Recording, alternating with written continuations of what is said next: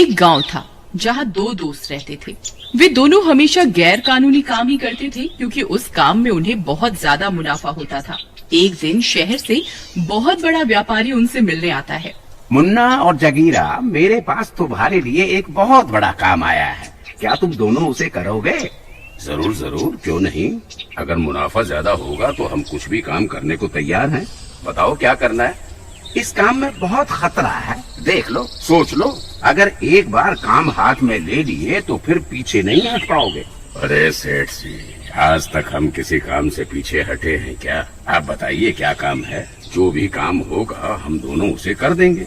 मेरे पास विदेश से एक काम आया है। उन्हें 5 लीटर कोबरा सांप के जहर की जरूरत है। मुंह मांगे पैसे मिलेंगे। बताओ, कर पाओगे ये काम? अरे सेठ जी, आप सठिया तो नहीं गए? ये कैसी बात कर रहे हो? आपको पता भी है एक सांप से केवल कुछ बूंद जहर ही मिलता है, तो 5 लीटर सांप का जहर कहाँ से लाएंगे? इसके लिए तो बहुत सारे सांपों की जरूरत होगी। ये काम तो नामुमकिन लगता है सेठ जी। अरे मुन्ना, तूने सुना, मुंह मांगे पैसे मिलेंगे। अरे बेवकूफ, अगर हमने ये काम कर दिखाया तो हम जिंदगी भर आराम से बैठकर खाएंगे। जगीरा भाई, मुझे लगता है तुम भी इस सेठ की तरह सठिया गए हो जो बहकी बहकी बातें कर रहे हो। नहीं मुन्ना भाई, हमारे पास के जंगल में बहुत सारे सांप हैं। अगर हम उन सबको पकड़ लें तो हम 5 लीटर जहर इकट्ठा कर सकते हैं। अच्छा, और सांपों का जहर निकालेगा कौन? तुम्हारी अम्मा? भाई, सांपों का जहर निकालना कोई आसान काम नहीं है। ये जहर निकालना हमारे बस की बात नहीं है। मुन्ना, तुम जहर निकालने की चिंता मत करो। जहर निकालने का काम मैं खुद करवा लूंगा। तुम बस सांपों को पकड़ने का काम कर दो, बाकी की जिम्मेदारी मेरी। ठीक है सेठ जी, हमें मंजूर है, लेकिन 5 लीटर जहर इकट्ठा करने के लिए कितने सांपों की जरूरत पड़ेगी? भाई, कम से कम 500 सांपों की जरूरत पड़ेगी। ठीक है सेठ जी, आप हमें 1 हफ्ते का समय दे दीजिए। हम 500 सांप इकट्ठा करके आपको सूचना पहुंचा देंगे। फिर आप जहर निकालने का काम शुरू करवा देना। ठीक है, तो हमारा सौदा तय हुआ। मैं ठीक 1 हफ्ते बाद अपने लोगों के साथ आऊंगा। फिर इतना बोलकर व्यापारी वहाँ से चला जाता है। जगीरा भाई, मुझे लगता है हमने ये काम पकड़कर सही नहीं किया। इस काम में बहुत ज्यादा जोखिम है। अगर किसी सांप ने हमें डस लिया तो हमारा मरना तय है। तू डर मत यार, कुछ नहीं होगा। मेरे पास एक तरकीब है। आज रात को हम जंगल चलेंगे सांपों को पकड़ने के लिए। तुम तैयार रहना। फिर रात होने पर वे दोनों जंगल की ओर सांपों की तलाश में चल देते हैं। थोड़ी दूर चलने पर उन्हें कुछ सांप दिखाई देते हैं। वो देखो मुन्ना, वहाँ कुछ सांप है।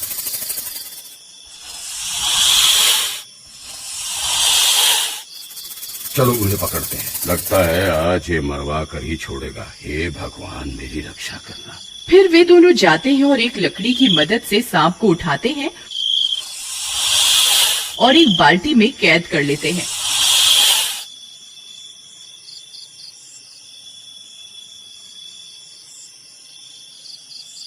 फिर वे थोड़ी दूर जाते हैं और कुछ और सांपों को भी बाल्टी में कैद कर लेते हैं।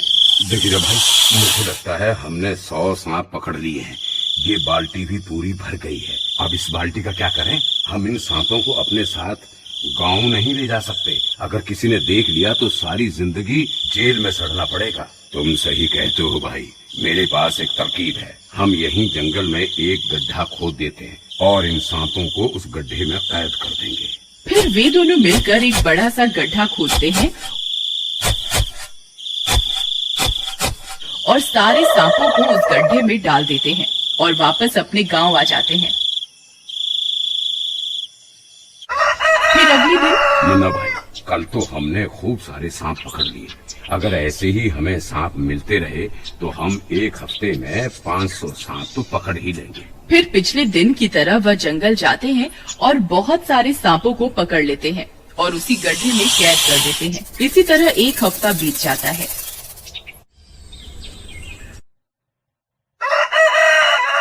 जगीरा भाई, मुझे लगता है हमने 500 सांप इकट्ठा कर लिए। अब बस हमें सेठ का इंतजार करना है जो आकर इन सांपों का जहर निकलवाए।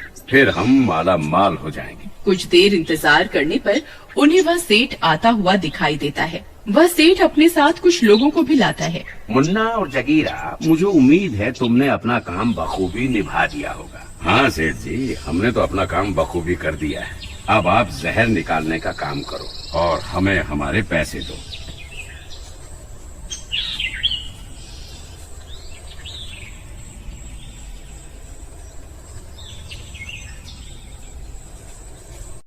फिर वे सब जंगल की ओर बढ़ने लगते हैं।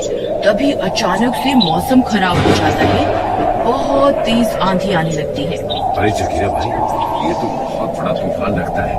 आज तक मैंने इतना बड़ा तूफान नहीं देखा। मुझे लगता है हमें इस तूफान के बीच जंगल में नहीं जाना चाहिए। नहीं नहीं, हम और इंतजार नहीं कर सकते, हमें अभी जंगल जाना होगा। तभी एक बहुत बड़ा बवंडर आता है और वह सारे सांपों को गड्ढे में से उड़ाकर अपने साथ हवा में उठा लेता है और देखते ही देखते सांपों को पूरे आकाश में बिखेर देता है। अरे जगीरा भाई, जरा आसमां की तरफ तो देखो। पूरे आसमां में सांप ही सांप दिखाई दे रहे हैं, लेकिन ये इतने सारे सांप आकाश में कैसे उड़ रहे हैं? मुझे लगता है इस बवंडर ने इन सारे सांपों को अपने साथ हवा में उड़ा लिया। भाई, मेरी माँ कहती थी जो चीज ऊपर जाती है वो नीचे जरूर आती है। वो देखो, सांप नीचे गिर रहे हैं। अरे मर गए रे, ये तो सांपों की बारिश शुरू हो गई। देखते ही देखते सांपों की बारिश होने लगती है। हर जगह सांप ही सांप गिरने लगते हैं। अरे अरे मर गया रे, इस सांप को मेरे गले से निकालो। अरे मर गया रे, अरे अरे अरे ये मुझे डस लेगा। कोई तो इसे मेरे गले से निकालो। अरे मर गया रे। अरे भागो रे, भागो, अपनी जान बचा के भागो। ये सांप आज किसी को नहीं छोड़ेंगे। अरे जगीरा भाई, भागो भागो। फिर वे सब भागने लगते हैं। सब गांव वाले सांपों की बारिश होती देख अपने अपने घरों के अंदर घुस जाते हैं। अरे मर गए रे, ये सांपों की बारिश कैसे होने लगी? ये सांप तो किसी को जिंदा नहीं छोड़ेंगे। फिर एक सांप उस व्यापारी को डस लेता है। अरे मर गया, इस सांप ने तो मुझे डस लिया, अब मैं नहीं बचूंगा। अरे कोई तो मुझे बचाओ। फिर कुछ गांव वाले उन सांपों को मारने लगते हैं। अरे मारो इन सांपों को, नहीं तो ये किसी को जिंदा नहीं छोड़ेंगे। अरे लल्लन चाचा, रुको रुको, इन्हें मारो नहीं। इसने थोड़ी देर पहले मेरी गाय को डसा था। हाँ, लेकिन उसे कुछ नहीं हुआ। मुझे लगता है ये सारे सांप जहरीले नहीं हैं। हमें इन्हें मारना नहीं चाहिए। अरे वाह बेटा, हम कैसे मान लें कि ये जहरीले नहीं है? अगर इसने मुझे काटा और मैं मर गया तो उसकी जिम्मेदारी कौन लेगा? ठीक है, अगर ऐसी बात है तो सबसे पहले मैं इस सांप को उठाता हूँ। फिर वह बच्चा उस सांप को उठाता है और उसे जंगल की ओर ले जाता है। सब गांव वालों की आंखें फटी की फटी रह जाती हैं और वह बच्चा थोड़ी देर में सांप को पास में छोड़कर आ जाता है। उस बच्चे की हिम्मत को देख बाकी गांव वालों में भी हिम्मत आ जाती है और वे सब लोग सांपों को मारना बंद कर देते हैं और उन्हें उठाकर वापस जंगल छोड़कर आने लगते हैं। कुछ ही देर में सारे सांप वापस अपनी जगह पर पहुंचने लगते हैं। जगीरा भाई, आज तो बाल बच गई। अगर किसी को हमारी इस करतूत के बारे में पता चल जाता तो हमारी खैर नहीं थी। वहीं दूसरी तरफ उस सेठ को भी एक सांप काट चुका होता है। हे सांप देवता, कृपा करके अपना जहर वापस चूस लो। मैं वादा करता हूँ आज के बाद किसी भी जानवर की तस्करी नहीं करूँगा। मैं सारे गैर कानूनी काम छोड़ दूंगा। बस अपना सारा जहर वापस चूस लो। अरे सेठ जी, रोना बंद करो, कुछ नहीं होगा तुम्हें। ये सारे सांप जहरीले नहीं हैं। इनके काटने से किसी को कोई नुकसान नहीं हुआ है। आपको भी कुछ नहीं होगा।